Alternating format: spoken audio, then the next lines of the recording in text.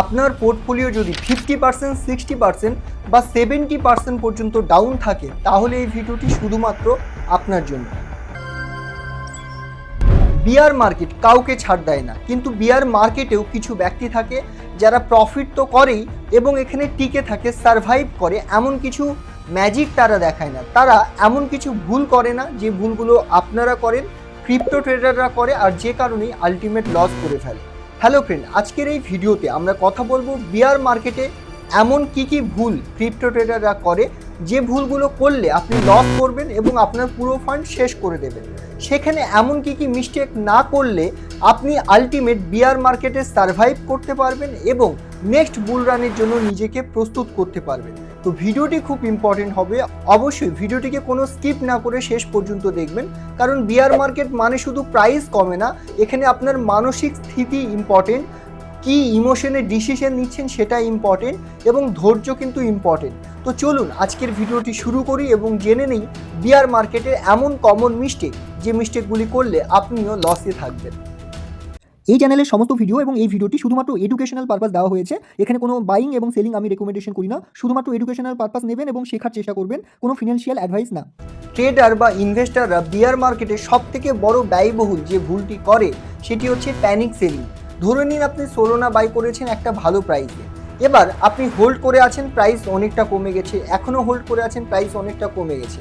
এবার আপনি পুরো ভয় পেয়ে যাচ্ছেন, আর থাকতে পারছেন না, প্যানিকে এসে সেল করে দিচ্ছেন।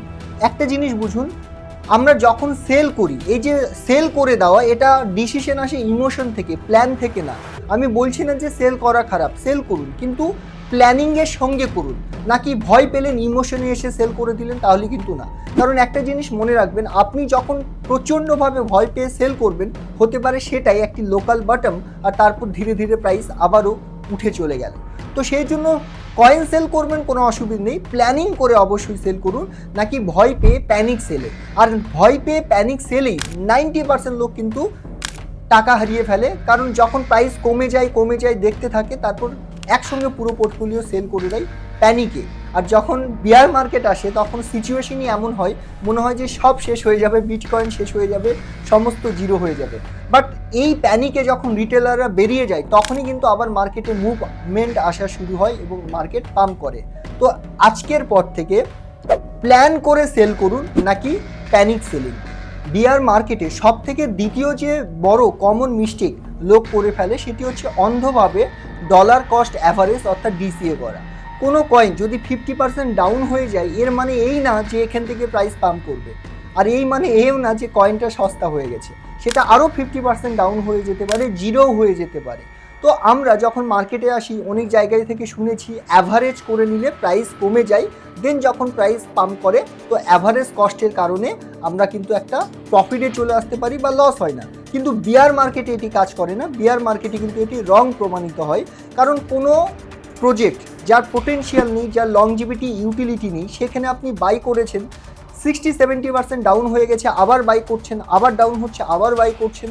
তো যখন এই কয়েনটা পাম্প করবে, আপনার ক্যাপিটালে যেটা আপনি বাই করতেই আছেন সেই কয়েনটাই ক্যাপিটালে আপনাকে আসল টাকা রিটার্ন দিতে হলেও তাকে হতে পারে 10 গুণ 20 গুণ বেশি পাম্প করতে পারে, আর যেটা বিয়ার মার্কেটে পসিবলই না। তো আপনি আপনার টাকা ডুবিয়ে দিচ্ছেন। তো ডলার কস্ট অ্যাভারেজ সেই কয়েনগুলোতেই করতে পারেন যেগুলো হিউজ পোটেনশিয়াল, এবং এমন না যে যেখানে সেখানে ডলার কস্ট অ্যাভারেজ করবেন, লেভেল দেখে, স্ট্রাকচার দেখে, যেখান থেকে ব্রেকআউট দিতে পারে, যেখানে স্ট্রং সাপোর্ট লং টাইম পিরিয়ডে আছে, এই জায়গাগুলোতে অ্যাভারেজ করতে পারেন, নাকি সমস্ত জায়গায়। বিয়ার মার্কেটে ক্রিপ্টো ট্রেডাররা যে আরও একটি অন্যতম ভুল করে সেটি হচ্ছে অতিরিক্ত হাই লিভারেজ মার্জিন ট্রেডিং। দেখুন, লিভারেজ নেওয়া ভুল কিছু না, কিন্তু যদি আপনি বিয়ার মার্কেটে হাই লিভারেজ নেন, 50x 100x লিভারেজ নেন, তাহলে প্রবলেম। কেন?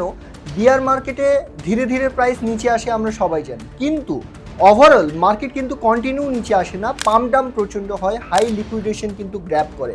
মানে 1 ঘন্টা আগে দেখবেন যে প্রাইস পাম্প করেছে, 1 ঘন্টা আগে প্রাইস ড্রপ করেছে।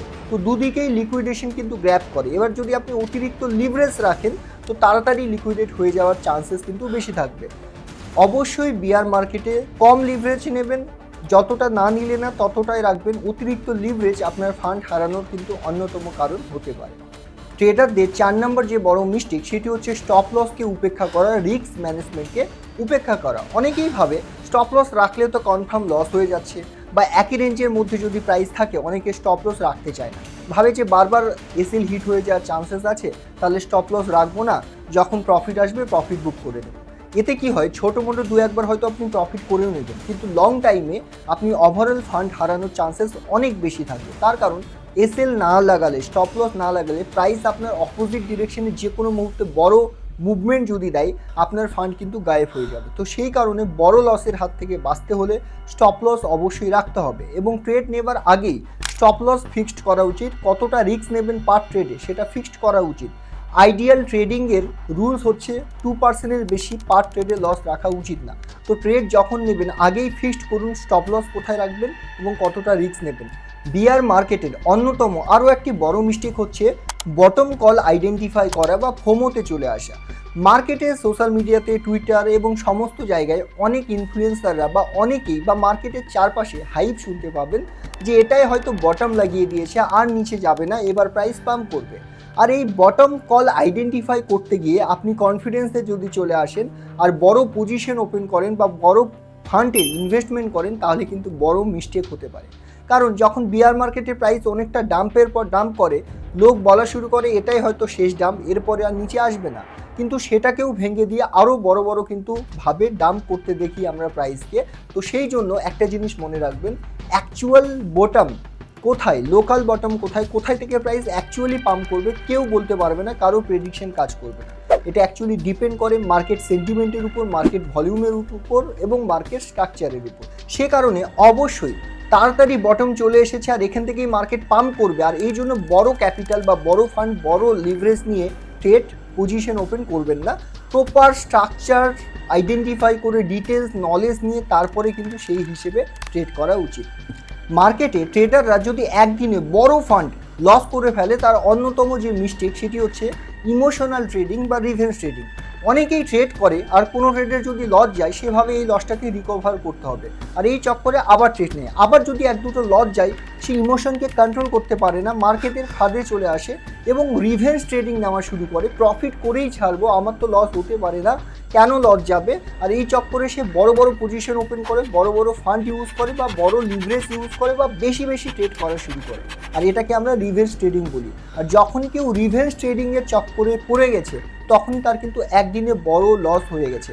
জাস্ট 4 দিন আগে একজন বড় সোশ্যাল মিডিয়া ইনফ্লুয়েন্সার, সে একদিনে 3.5 কোটি টাকা লস করেছে।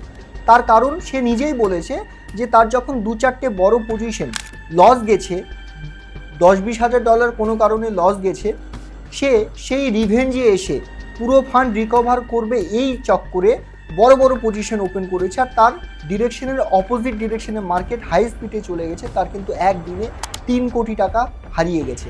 তো মার্কেটে যত ট্রেডার আছে, যদি একদিনে বড় বড় কেউ ফান্ড হারায়, তার অন্যতম কারণ হচ্ছে রিভেঞ্জ ট্রেডিং।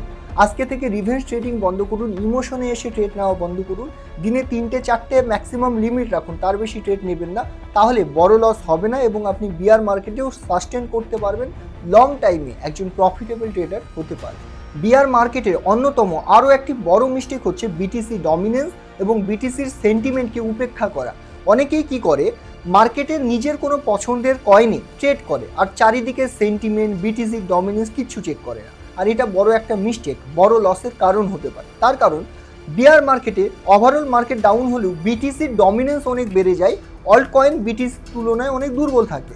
এবার যতক্ষণ পর্যন্ত বিটিসির ডমিনেন্স বেশি থাকবে, অল্ট কয়েনের ডমিনেন্স কম থাকবে, ততক্ষণ পর্যন্ত প্রাইস অল্ট কয়েনে কিন্তু বেশি মুভমেন্ট আসবে না, বিটিসিতে একটু একটু পাম্প হতে পারে। তো সেই জায়গায় আপনারা যদি ছোটো মোটো অল্ট কয়েনে ইনভেস্ট করতে থাকেন বা ট্রেড করতে থাকেন, সেগুলো নিচে যাওয়ার চান্সেস কিন্তু অনেক বেড়ে যাবে। বিটিসিতে মুভমেন্ট তবুও আসে, যেহেতু বিটিসির একটা ভালো গ্লোবাল লেভেলে ট্রাস্টেবিলিটি আছে, অনেক কর্পোরেট কোম্পানিরা ইনভেস্টমেন্ট করে, কিন্তু ছোটো ছোটো কয়েনে মুভমেন্টই আসে না। সেই জন্য বিয়ার মার্কেটে বিটিসির ডমিনেন্সকে ফলো করা উচিত। বিটিসির ডমিনেন্স যদি কমতে থাকে, তাহলে অল্ট কয়েনে ছোটো মোটো মুভমেন্ট আসা সম্ভব, যদি একটা লোকাল বটম বা স্ট্রং সাপোর্ট জোনে থাকে। আর ওভারঅল সেন্টিমেন্টকেও গুরুত্ব দেওয়া দরকার। ওভারঅল মার্কেট সেন্টিমেন্ট ডাউন আর আপনি আপনার মতো ট্রেড নিয়ে যাচ্ছেন, তাহলে কিন্তু হবে না, এটি একটি বড় মিস্টেক হতে পারে। বিয়ার মার্কেটে অন্যতম আরও একটি বড় মিস্টেক সমস্ত ট্রেডাররা করে, সেটি হচ্ছে লিকুইডিটি হাতে না রাখা, ক্যাশ হাতে না রাখা। কি হয়, যখন প্রাইস ড্রপের পর ড্রপ করে, সেটা যদি স্ট্রং প্রজেক্টও হয়, অনেকে কি করে 2-4 বার অ্যাভারেজ করে নেয়। আর শুরুতেই যখন অ্যাভারেজ করে নেয়, অ্যাকচুয়ালি যখন সঠিক সময় আসবে, সঠিক সুযোগ আসবে অনেক ডাউনে, তখন তাদের কাছে ফান্ডই থাকে না।